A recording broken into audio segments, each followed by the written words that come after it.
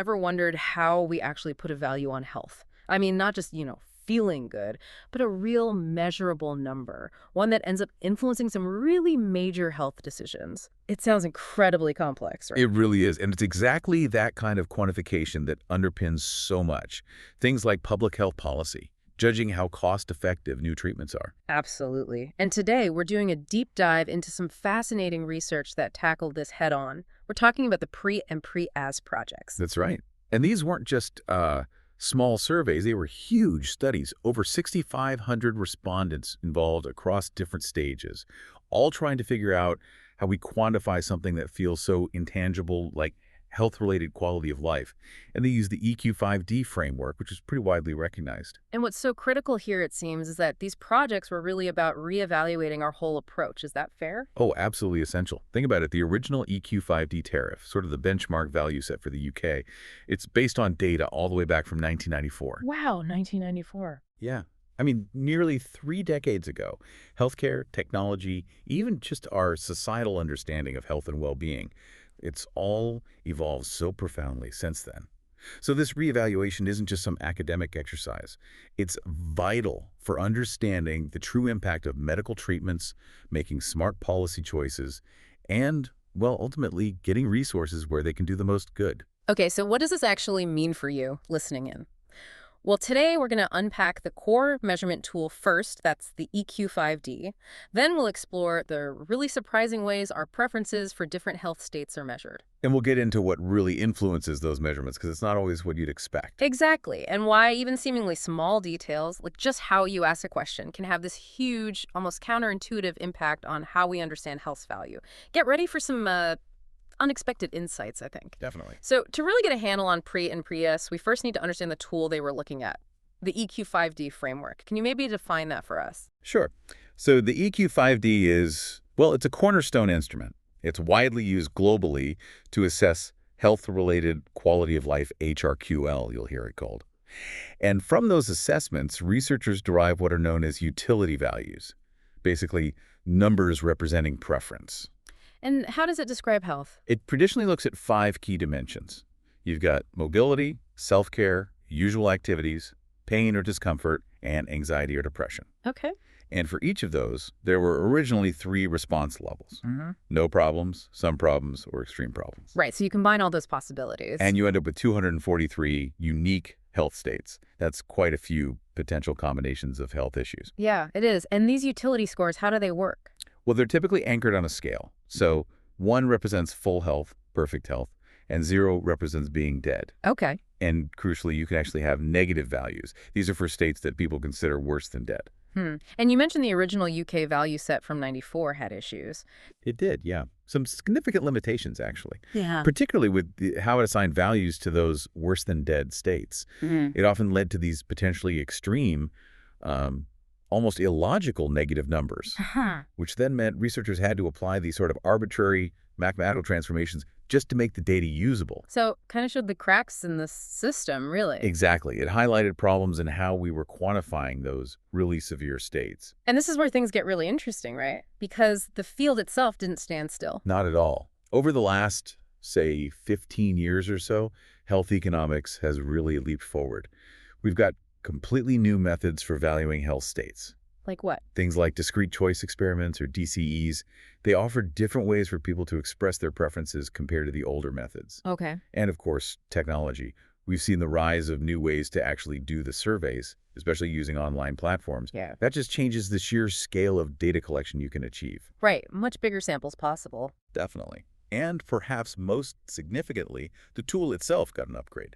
There's now the EQ-5D-5L. The 5L, so 5 levels. Exactly. Instead of 3 response levels per dimension, no, some extreme problems, it now has 5. Much more granular. Which must increase the number of health states dramatically. Hugely. We went from 243 possible states to 3125. Wow, that's a massive jump in detail. It is. And the PRET and PRET-AS projects were launched precisely to grapple with all these advancements, to integrate the new methods, understand the implications of the 5L version, and really lay the groundwork for a new, much more accurate valuation for today's world. So, okay, how do you even start a project like that, updating something so fundamental? Well, they use a really comprehensive multi-stage approach. Remember, over 6,500 people involved in total. Stage 1 was just massive, an online survey with 6,000 respondents. 6,000 online is huge. It really is. And that stage was designed specifically to test 8 key methodological assumptions. They mainly used binary choice questions for this. Binary choice. So just pick A or B. Pretty much. They'd present 2 hypothetical health scenarios and just ask people, which one do you think is better? It was about understanding those really fundamental preferences on a very large scale. Okay, recruiting 6,000 people online, getting good data. That sounds like a challenge in itself. Oh, definitely. A huge logistical undertaking, but it gives you incredible statistical power. So what came next? Stage 2. Right. Stage 2 was about comparing different ways of collecting the data. They took another large online survey, about 3,000 people this time, and compared those results directly with results from 200 face-to-face interviews. Ah, the face-to-face ones using computers. Yes, computer-assisted personal interviews, or Yeah. VPIs. This was a really crucial head-to-head comparison, trying to see if the way you ask the questions changes the answers you get for this kind of sensitive information. And what did they find? Were the online answers different from the in-person ones? Well, this is fascinating. The people in the samples were different demographically. For instance, the online group tended to be younger, more educated, which you often see with online panels. But when they looked at the answers to the experimental binary choice questions at the aggregate level, there was no statistically significant difference between the online group and the CPI group. Really? Despite the demographic differences. Yep, which gives us some valuable insight, suggesting that for these kinds of binary choice questions, online data collection might be quite valid and robust, even if the sample isn't perfectly representative demographically. That could have big implications for future research, couldn't it? Making it faster, cheaper. Potentially, yes. Yeah. At least for certain types of valuation questions. Okay, so that was stage 1 and 2. What about 3 and 4? You said they went deeper. They did. Stage 3 involved 300 CPIs again, but this time they specifically aimed for a representative UK sample. And here they used more sophisticated valuation methods, things like time trade-off or TTO. TTO, that's where you trade years of life for quality of life. Right? Exactly. Like, would you prefer 10 years in perfect health or maybe 15 years with moderate mobility problems? Trying to find that indifference point. They also use something called lead time trade-off, LTTTO, which is specifically designed to help value those states considered worse than dead. It introduces an initial period of good health. Right, making the trade-off a bit different. And they also use discrete choice experiments again, but this time including duration as a factor. Plus, importantly, they followed up with lots of feedback questions to understand why people answered the way they did. Getting the reasoning behind the numbers. Precisely. And then stage 4 really doubled down on that why. It used a qualitative approach, 30 think aloud interviews. Think aloud. So people just talk through their thoughts. Exactly that. Respondents verbalized their entire thought process while they were doing the valuation tasks. You get this invaluable in-depth insight into how people actually make these incredibly complex, often quite emotional health-related decisions. Not just what they choose, but the journey they take to get there. It's like getting a window into their minds as they grapple with these abstract scenarios. Absolutely. It provides incredibly rich context for all the quantitative data gathered in the earlier stages. Okay, so we've walked through the methods. Quite a journey. What did all this actually uncover? Did it challenge old ideas about how we value health? Oh, definitely. Prepare for some surprises. Many previous assumptions just didn't really hold up under this scrutiny. Like what? Well, for one thing, preferences are absolutely not independent of the duration of a health state. How long you expect to be in a particular state significantly changes how you value it, much more than we previously thought. So 10 years with moderate pain feels very different from 1 year with moderate pain, even when you try to mathematically adjust. It seems so, yes. The duration itself fundamentally changes the perception. And maybe even more surprisingly, preferences are also not truly independent of whose health it is. Wait, what do you mean? The research suggests that how you value a health state can change depending on whether you imagine it happening to you personally versus happening to somebody else or maybe somebody else like you. Huh. So it's not purely objective. Our empathy or identification plays a role. It certainly seems that way, especially for the more extreme health states. Yeah. Think about something like M5, unable to walk about, or DeFi, extreme anxiety or depression. People's willingness to trade time and full health might shift quite significantly based on that perspective, you versus them.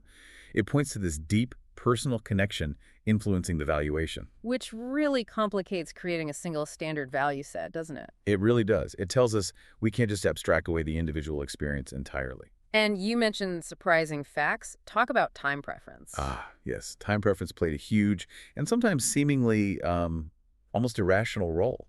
The value people place on health events was massively affected by when those events occur. So sooner is valued differently than later. Very much so.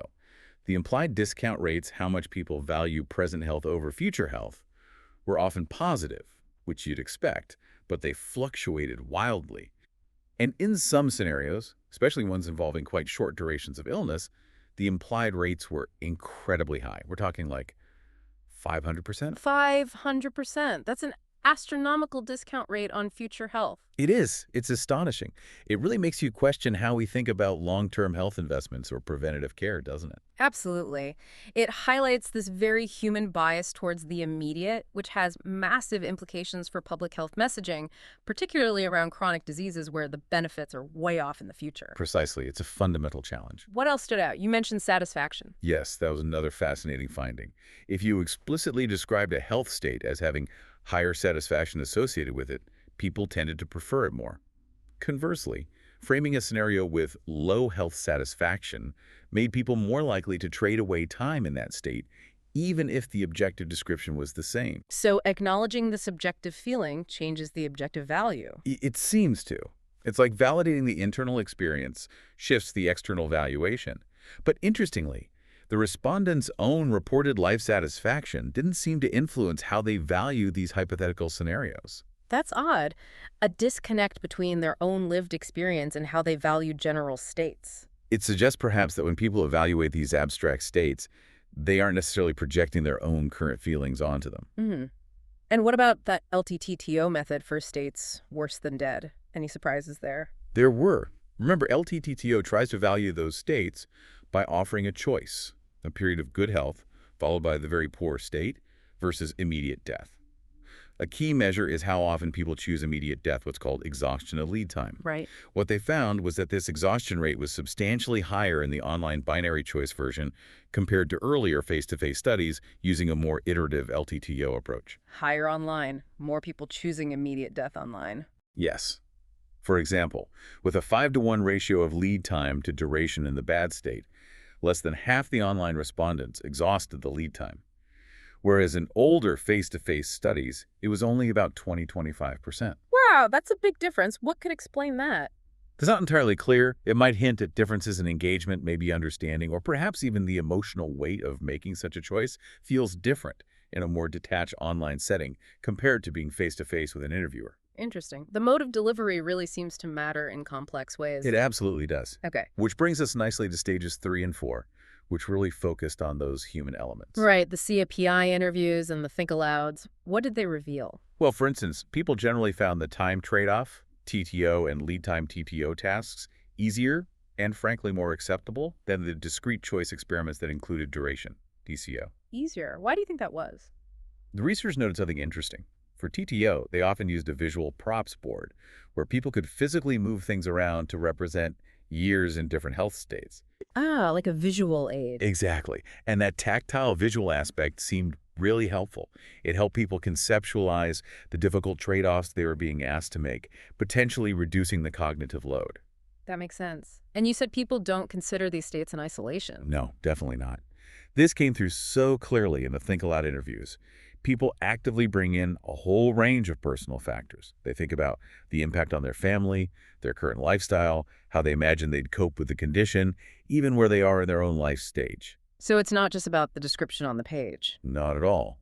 For example, respondents who were married were significantly more likely to say their answers were influenced by how the health state would affect the people around them. Which really underlines how health is social, isn't it? It ripples outwards. It challenges that idea of a purely individual score. It absolutely does. And it raises that big question again.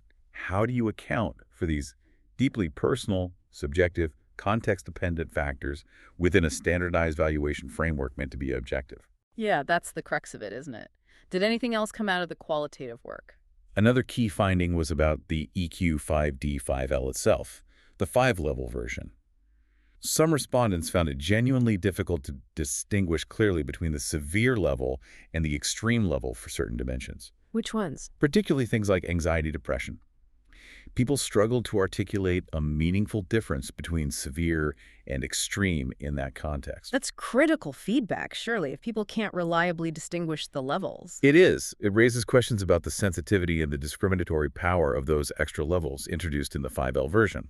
Are they truly capturing meaningful differences in people's lived experience, or are they potentially just adding noise or confusion for some dimensions? A really important point for refining these tools. Did people have opinions on which dimensions mattered most? They did. When asked to rank the importance of the 5 EQ-5D dimensions, mobility came out top most often, around 29%, followed closely by pain discomfort, around 25%. Okay, the physical aspects seem primary. Often, yes. And on the flip side, anxiety depression was most frequently ranked as least important by over 40% of respondents. That's interesting, too, even though mental health is increasingly recognized. In this forced ranking context, it was often placed lower than direct physical limitations or pain. It gives us this sort of qualitative hierarchy of how people, on average, perceive these different health challenges when forced to prioritize. That could be really valuable for policy and intervention design. Definitely food for thought. Okay, let's circle back to the big picture, how we actually collect this data, that stage 2 comparison, online versus face-to-face. Right, the head-to-head on administration modes. It gave some really critical insights. We know the demographics were different online, skewed younger, more educated. Correct. The CPI sample was much closer to the general population in terms of education levels, for example. But despite those differences, the results for those binary choice questions were largely similar. Largely similar at the aggregate level, yes. Which, as we said, suggests that for those specific types of questions, online surveys can yield comparable results to the more traditional, expensive in-person methods. That's potentially a game changer for researchers needing large samples. It could be. Okay. But, and it's an important but, There are still concerns about online panels. absolutely. There are lingering questions about representativeness, especially regarding characteristics we don't easily measure or observe. There's the motivation factor. Are people just clicking through for the reward? How engaged are they really? Yeah, it's hard to tell online if someone's really thinking deeply or just, watching TV while clicking boxes. Exactly. You can't easily distinguish deep contemplation from distraction or rushing. That introduces potential noise into the data, which can be a real headache for researchers trying to get precise values. So it's a trade-off. It really is. Online offers huge advantages: speed, cost, scale. Thousands of responses in weeks, complex question routing, detailed time logs per question that can hint at engagement. And arguably, for methods like binary choice, just picking A or B might be more robust to that noise from less engaged people than methods like TTO that try to pinpoint an exact point of indifference. Right, because getting that exact point requires more focus. Precisely. So it's a dynamic balance. Researchers really need to weigh the pros and cons carefully, considering their specific study goals and the evaluation methods they plan to use. There's no single best way for all situations. Wow, what an absolutely illuminating deep dive. We've really journeyed from the basics of the EQ-5D framework right through the complex methods of PRET and PRET-AS. And it just reveals how incredibly complicated and how deeply personal our health preferences actually are. Old assumptions really are being challenged by this newer data, aren't they? They really are. Yeah. This whole exploration makes it abundantly clear that sticking a single objective number on health is, well, it's far from a simple equation. We've seen factors like duration, perspective, whose health is it, even just mentioning satisfaction or when a health event happens. And the format of the questions themselves. Exactly. They all play these significant, often quite surprising roles. Understanding these nuances is just crucial if we want to develop robust health policies and evaluate treatments effectively. We need resource allocation to reflect what people actually value. So what does this all mean for you, listening at home? Well, maybe next time you hear about a new medical treatment or a public health policy decision. Perhaps you'll think a bit more about the incredible science and the complex human psychology that goes into trying to assign a value to health and well-being. It's true. And it really makes you wonder, doesn't it? If even these rigorous scientific approaches reveal such personal variable valuations, how do we as individuals and as a society truly make these critical decisions about health illness, and quality of life? And what does it ultimately mean for us as patients when our unique subjective experiences are translated, sometimes necessarily, into a single utility value for decision making? Something to think about. Thank you for joining us for this deep dive into the science of valuing health.